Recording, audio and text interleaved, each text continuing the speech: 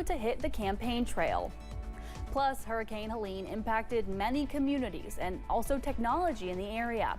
We hear how the supply chain could be impacted. And we had temperatures today in the 70s and 80s. That trend will continue throughout the weekend, but we have cooler temperatures in the forecast. Details in a few minutes. Dedicated to southern and eastern Kentucky, this is WYMT Mountain News at 5:30. Good evening, I'm Amelia Lee. Former President Donald Trump is touring storm damage in Georgia and repeating claims that the Biden administration used disasters to help illegal immigrants, while Vice President Kamala Harris is in the battleground state of Michigan, accusing former President Trump of being anti-union. Willie James Inman has more details from the White House. Former President Donald Trump got a briefing from emergency managers responding to the damage from Hurricane Helene. I'm worried about the people, not the vote. I'm worried about the people.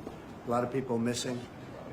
It's a bad one. This was a bad one. Bad storm, maybe the worst. Trump accused the Biden administration of using disaster relief to help migrants without proof. $1 billion was stolen from FEMA to use it for illegal migrants, many of whom are criminals, to come into our country. Vice President Kamala Harris is campaigning in Michigan today, touting today's jobs report, which shows the U.S. economy added more than 250,000 jobs. And she's also warning that if Trump wins, auto jobs will be lost. Thousands of Michigan auto workers lost their jobs. And now he is making the same empty promises to the people of Michigan that he did before, hoping you will forget how he let you down. Trump has accused Harris and President Biden of lying about the job numbers to help in the election. We created 730,000 manufacturing jobs and announced the opening of more than 20 new auto plants in the United States. And we did it by investing in American industry and American workers. Harris also touted union collective bargaining as being responsible for the quick end to the dock workers' strike. Willie James Inman, CBS News, the White House. Former President Trump is returning to Butler, Pennsylvania on Saturday, holding a rally in the exact same spot where a would-be assassin shot the president in the ear in July. The Supreme Court will decide whether Mexico can sue gun makers for violence along the border. Mexico officials accuse gun distributors of facilitating the flow of firearms to drug cartels. The question for the justices is whether a federal law prevents Mexico from suing the companies. The Protection of Lawful Commerce and Arms Act generally protects gun makers and distributors from civil liability when their products are used in crimes. The Supreme Court is letting rules that would cut emissions of the planet-warming gas methane and the metal mercury stand. It is a rare win for an environmental regulation pending before the conservative High Court. The ruling does not uphold the methane and mercury rules, but it allows the Biden administration to enforce them while legal challenges continue. That process could take years. Let's go to the Kentucky Apple Festival in downtown Paintsville. Sponsored by Appalachian Wireless.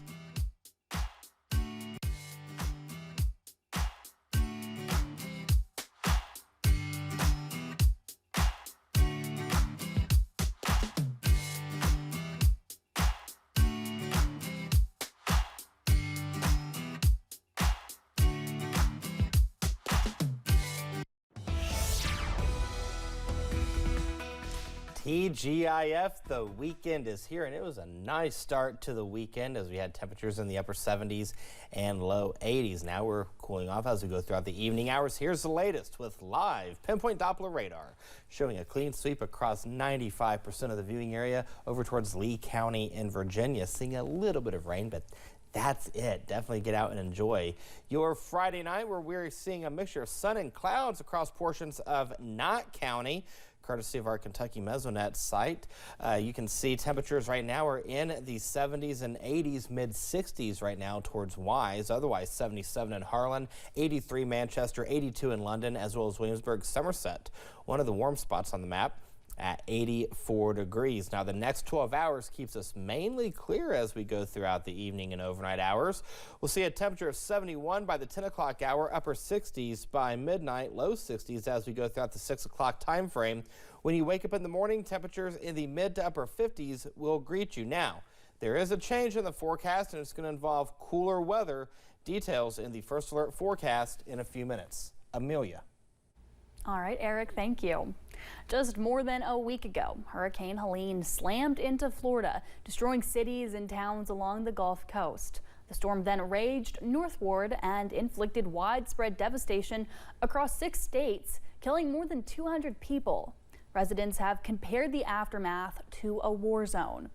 The devastation in North Carolina is also impacting an extremely important corner of the tech industry.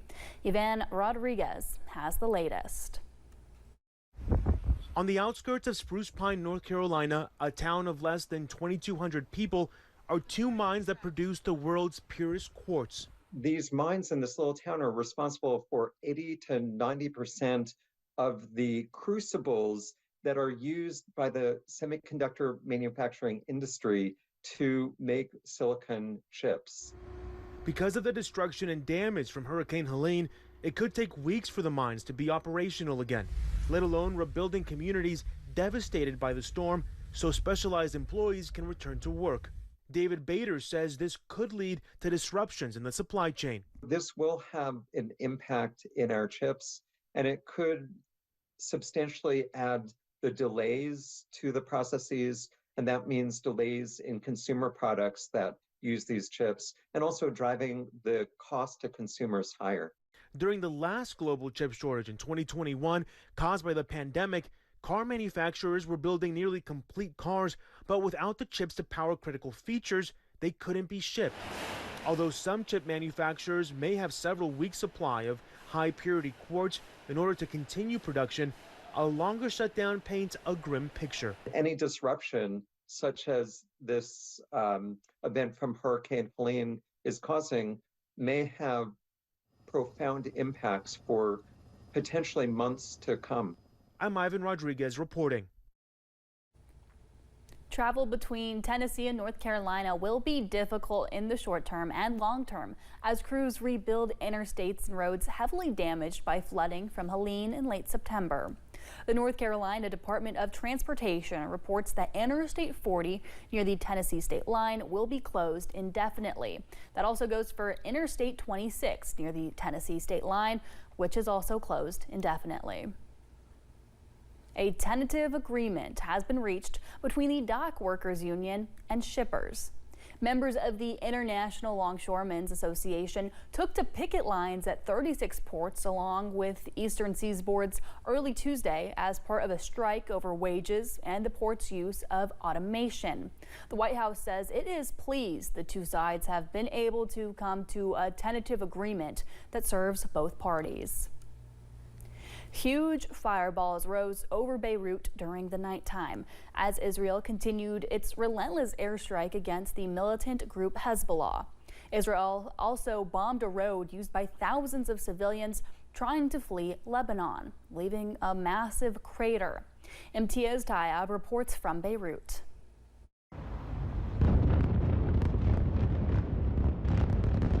Israel's overnight bombing campaign near Beirut's main airport was so intense, it shook the city.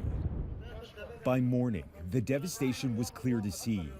The Israeli military hasn't said what it was targeting, but Lebanese media suggest it was a potential successor to Hassan Nasrallah, the longtime Hezbollah leader who was assassinated in a similar Israeli strike here exactly 1 week ago. In that week, at least 417 people have been killed in Israeli ground and air attacks, according to Lebanese health officials, including American Kamal Ahmed Jawad from Dearborn, Michigan, a volunteer who was killed in an airstrike in southern Lebanon, according to his family. In a statement, the White House said it was deeply saddened by Jawad's death. The skyrocketing casualties are pushing Lebanon's already frail healthcare system to the brink.